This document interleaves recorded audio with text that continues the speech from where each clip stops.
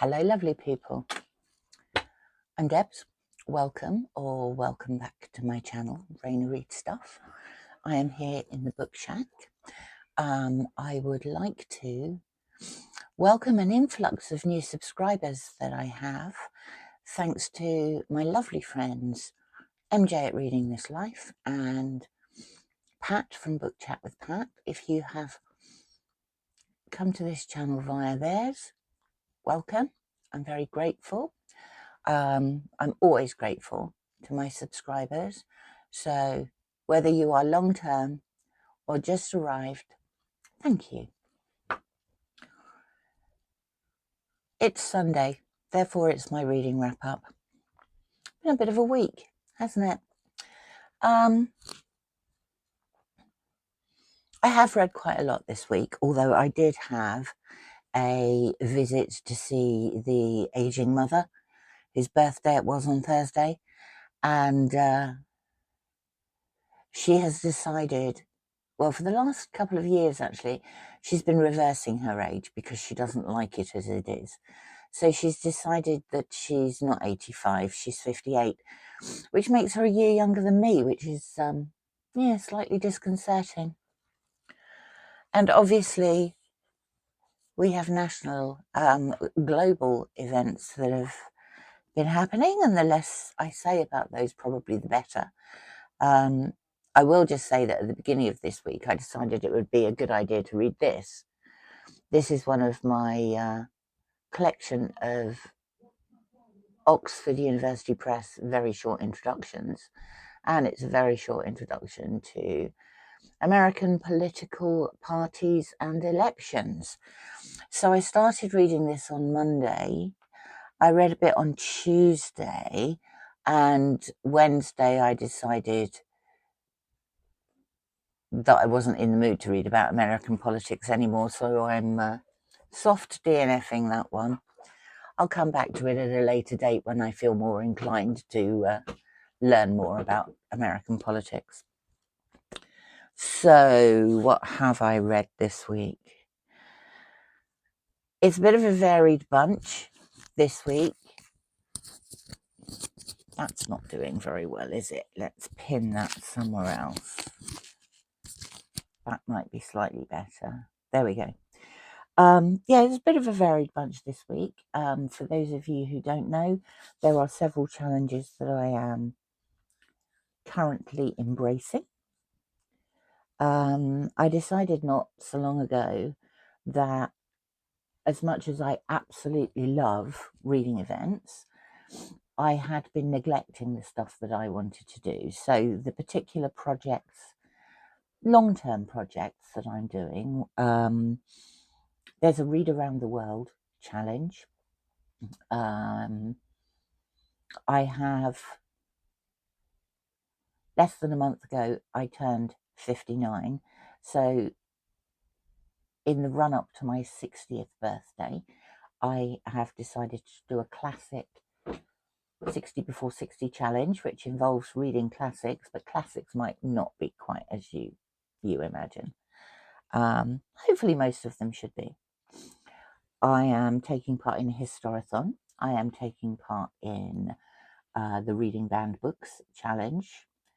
I am also taking part in something called My Novel Life, where I read, the idea is to read a novel from the year you were born upwards for every year of your life in order, without repeating an author and without rereading.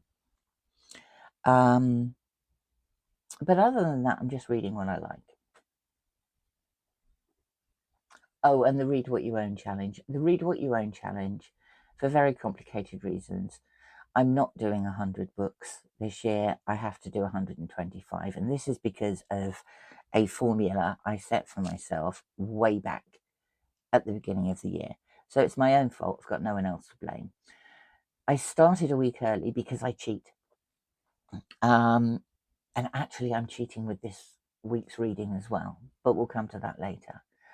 So I have 125 books to read. I read, oh, and they're all physical books as well. Ebooks don't count. only books that shout at me from the shelf, why haven't you read me? You bought me, read me. Only those count. And so, let's start with books. This is The Hanging Tree by Ben Aaronovitch. This is one of the Rivers of London series of books, which is dealing with occult detectives. I didn't get round to it during October, which is Occult Detective Month. I did read one, actually.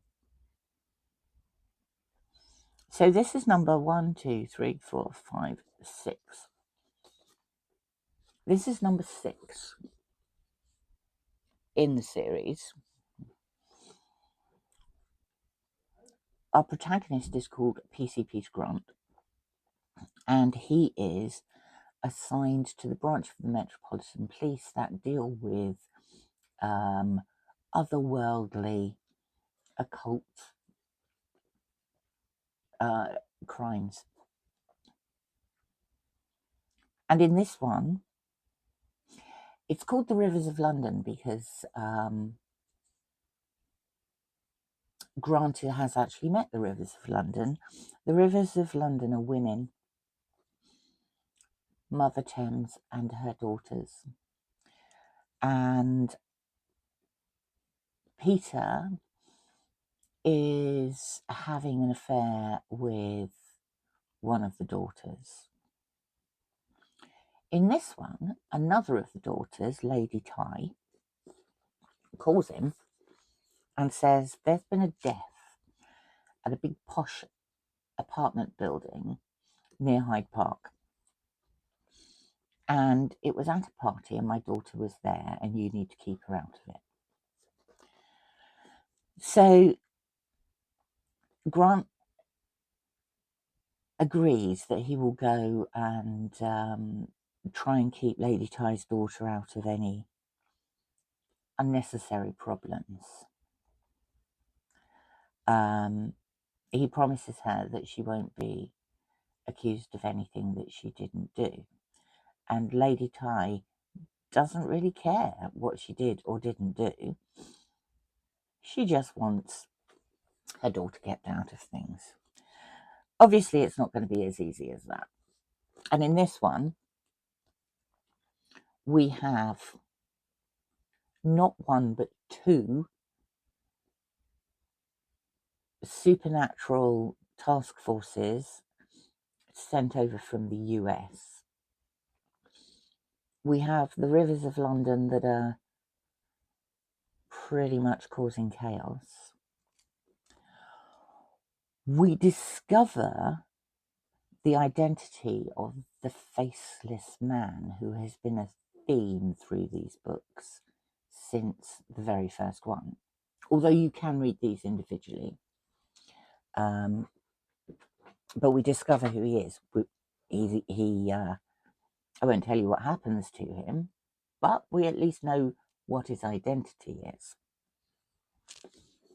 These are just cracking great romps. You know, they're tongue-in-cheek. The characters are really diverse. Peter himself is, he's black. He's straight, but he's in a relationship with a river. There are several gay characters in here. There are several characters of different ethnicities. And then you have all the supernatural characters as well. I love them. I just think they're really good fun. And I am looking forward to reading the next one. Probably not next week, but possibly soon. Now, we move on to this. This is The 8 Detectives, and it's by Alex Parvesi, or Parvesi.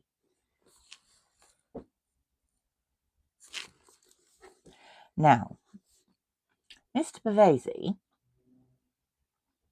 has a PhD in maths and was a computer programmer. This is his first novel.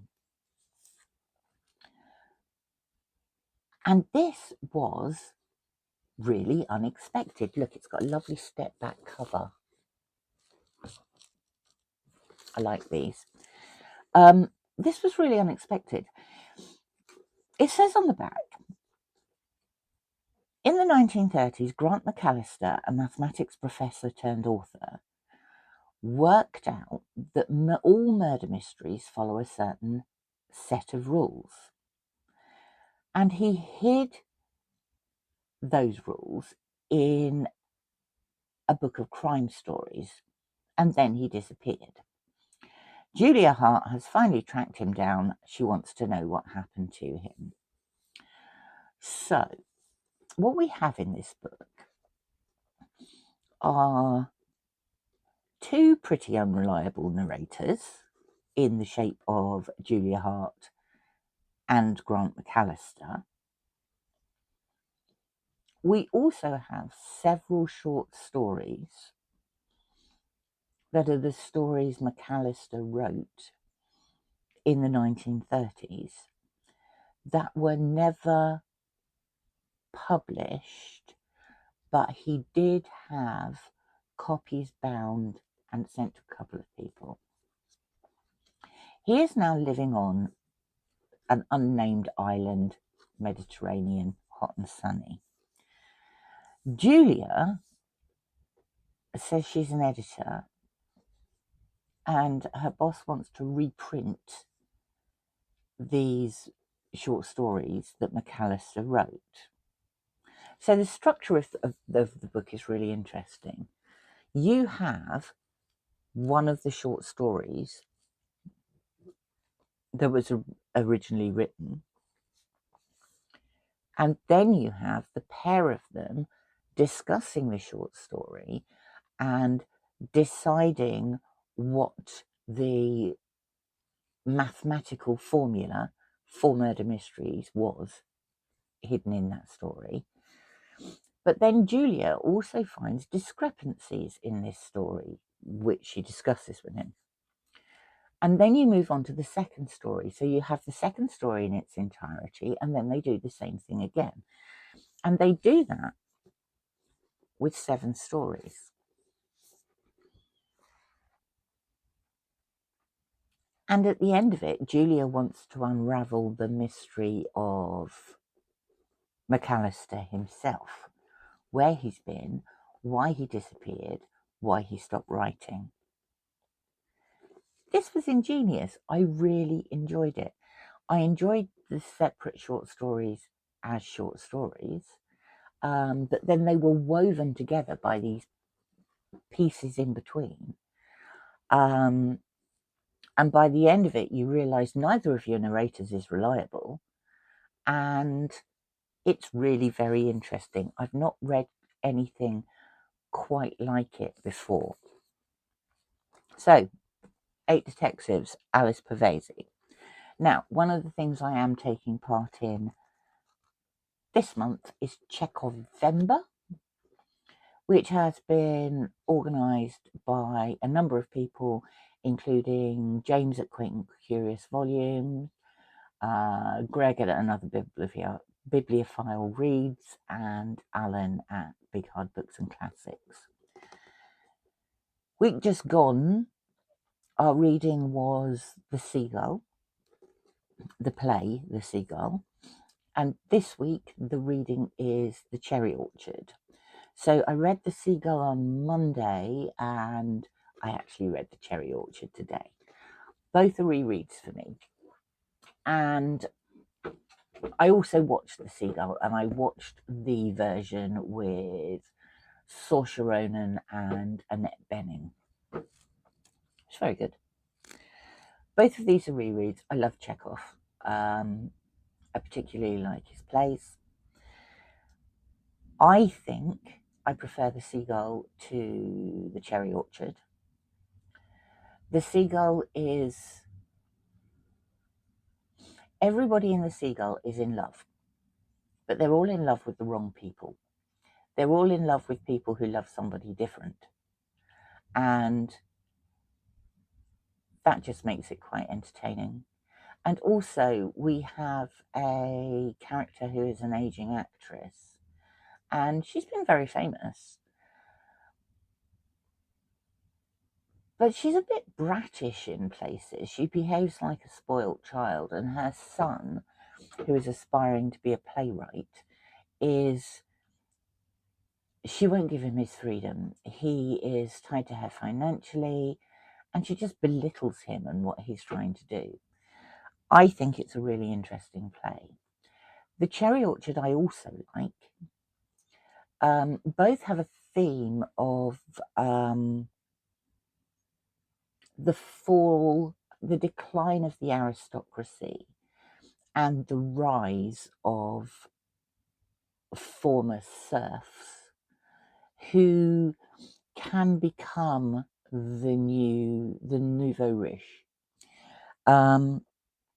With the Cherry Orchard, we have a mother, her daughter, and an adopted daughter, who have an estate that has this beautiful cherry orchard. And the mother's been living in Paris for about 5 years. One of the daughters goes and extracts her from Paris because she's living in a sort of toxic relationship. So she extracts her mother and she brings her home. And at home, there's a variety of people, including the mother's brother, a member of the nouveau riche who is a neighbour.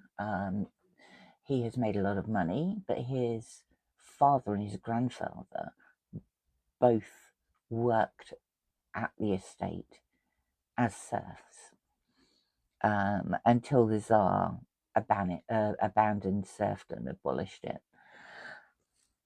But you have a range of characters, and again we're looking at the decline of the aristocracy and the rise of the nouveau riche.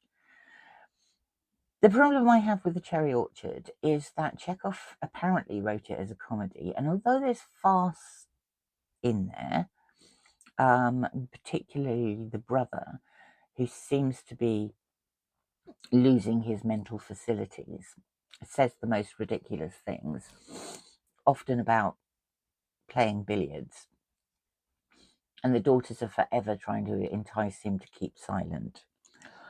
But actually it's quite a tragic play, and the first time it was staged as a tragedy, and Chekhov wasn't sure about that. But personally, I don't see enough comedy in there to make it a comedy, apart from these moments of light relief when the brother is talking off about bouncing off the cushion and potting it in the top left. Now, this is where we come to where I'm cheating. I am going to count these as 2 books read for Read What You Own, because although they are both only 68 pages long, they were published separately, and this is a compendium. Because they were published separately, I'm counting them as 2 books. I'm not counting them as 2 for my Read Around the World challenge, because they are both plays. They are both by the same Russian author. But I am counting them for the Read What You Own challenge. So we have here, this one was book 6. This is 7. And this is 8 and 9. I also listened to, because I went down to see my mother, had a lovely dinner. I cooked her dinner, and my daughters both came over. So we had a lovely evening. She very much appreciated us being there. It takes me about 3 hours to get down there, about 3 hours to get back if I'm lucky. So I tend to stick on an audiobook, and this time I chose Carry On Jeeves by P.G. Wodehouse. Absolute favourite of mine. I love P.G. Wodehouse. I share a birthday with P.G. Wodehouse. I feel a great affinity to P.G. Wodehouse. Carry On Jeeves is fabulous. This is narrated by Stephen Fry, which is even better.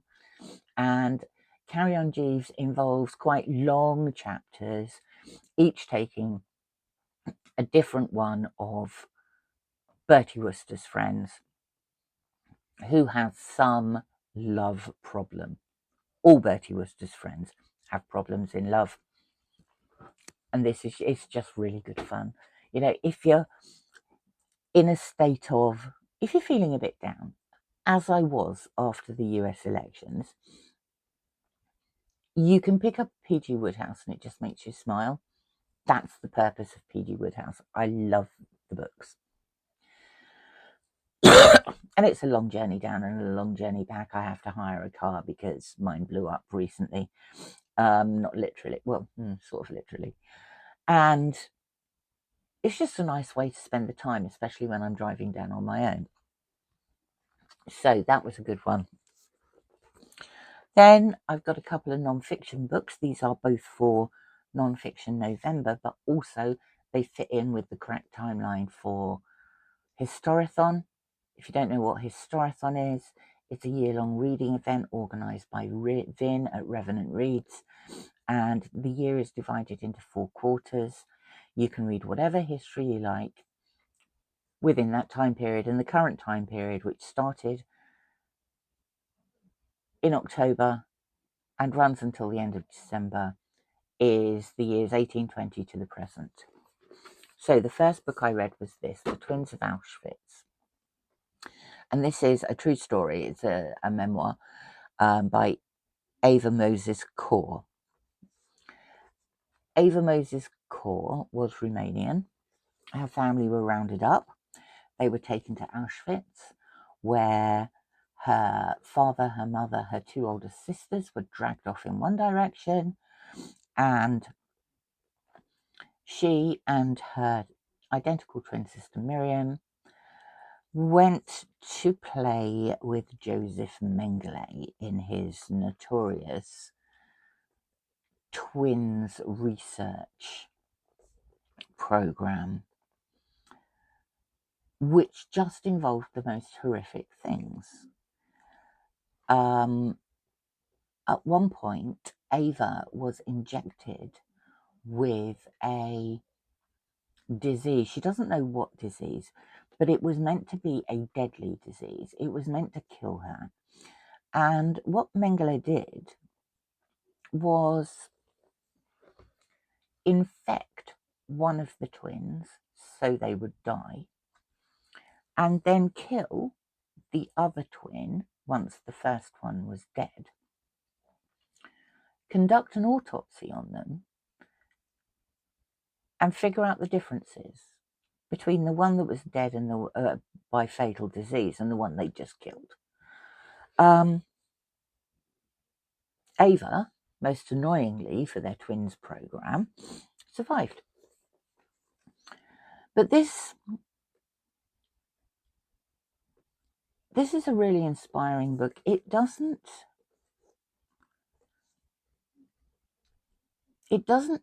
introduce huge amounts of emotion into the book. It's written in quite a matter-of-fact way. Ava and Miriam were 10 when they arrived in Auschwitz. They were there about 18 months. And even though Ava was the younger twin, she was always the most outgoing and she was the leader of the 2. She decided that the only thing that they could do was to fight back against the Nazis was to survive. And so she made it her business to survive by stealing food and protecting Miriam and avoiding trouble where they could. It's a very interesting read. After the war,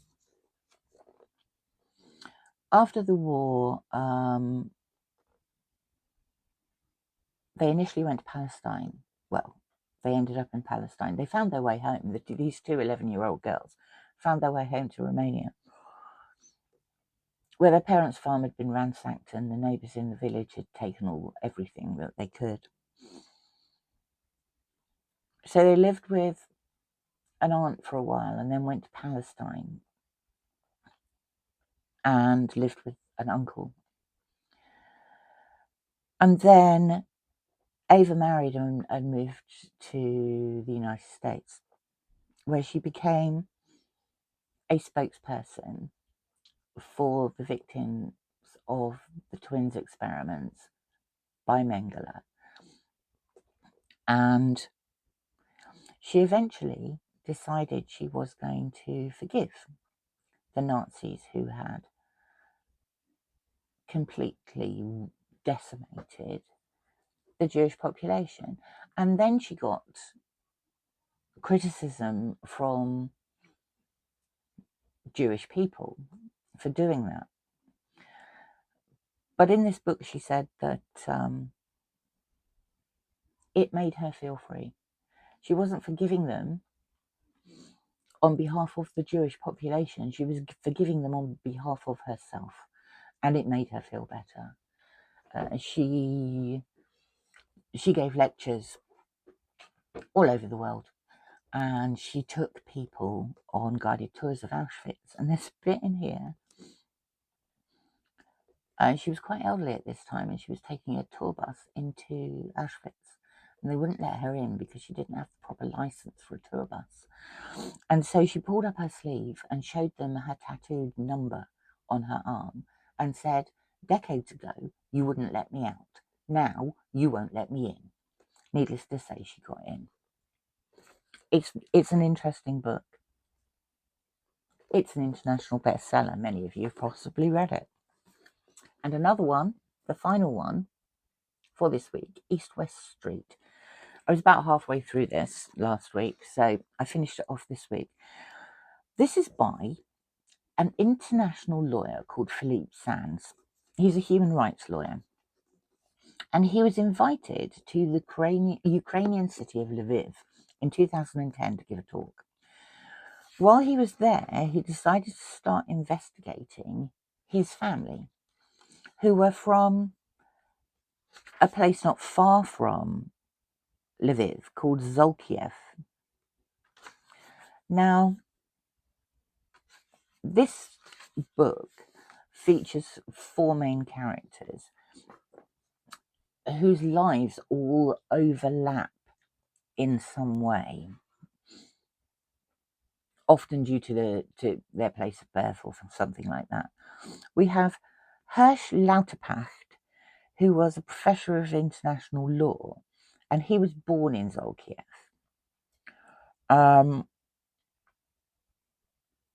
Hans Frank, who was a lawyer and a government minister for the Nazis. And at one point, he was Governor General of the area covering that part of the Ukraine. We also have Raphael Lemkin, who is a prosecutor, or was a prosecutor and a lawyer.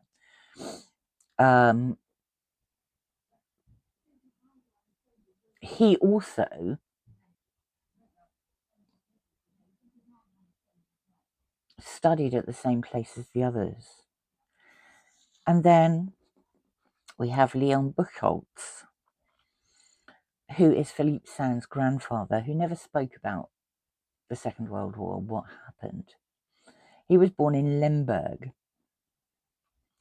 Now, there's a lot of names in this book, but many of them are the same. So Lemberg, Lviv, Lvov, and Lvov are the same place. And throughout this book, it talks about how one power after another took control of that area, changed the name of the city. And we're talking the Soviet Union, we're talking Germany, we're talking Poland, taking control of this Ukrainian city of Lviv. And as we're going through the timeline, he talks about, he refers to the city by the name it was known at the time, which took me a little while to catch on to.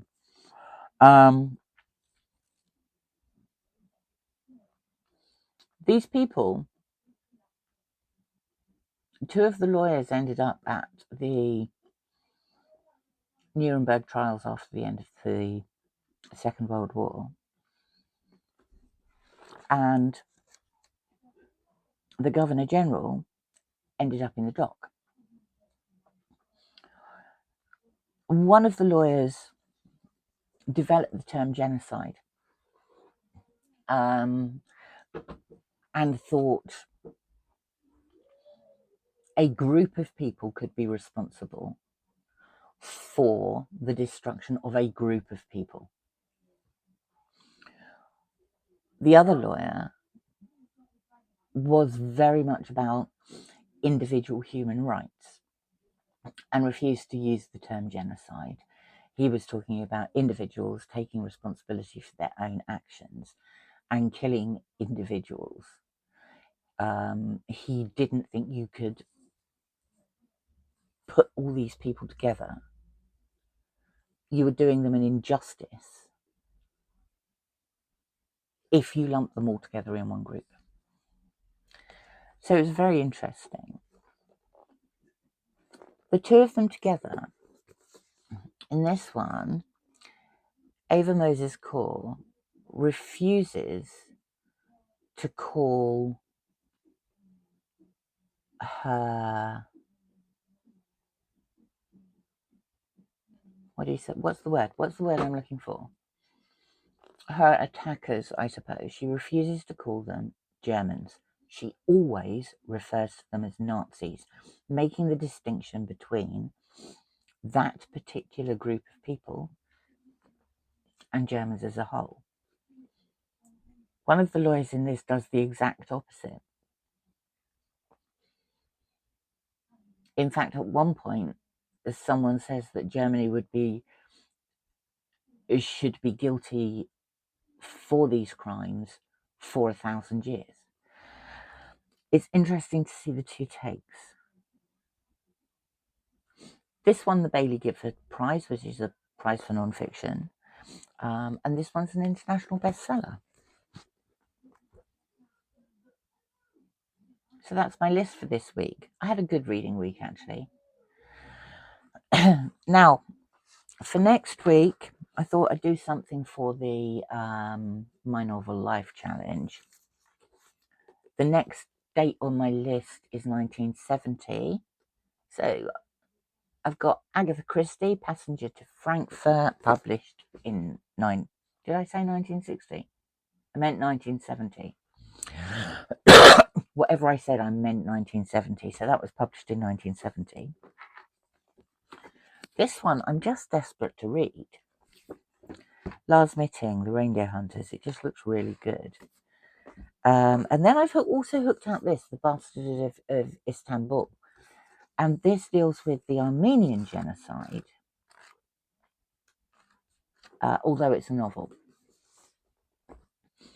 I want to fit in some spy stuff for Dr. November. I've done my Chekhovember reading for this week. Maybe a bit of poetry or something like that. To be honest, it depends what takes my fancy, because I'm in that sort of mood. So that's it. I've been chatting for way too long, as usual. Thank you very much for popping by. Please like and subscribe if you've come across this accidentally and the content suits you. Thank you, and I will speak to you again very soon. There'll be more videos this week. Yeah, there'll be more videos this week. I've got so many tags to catch up on. Anyway, it's lovely to see you. Thank you for stopping by. Bye for now.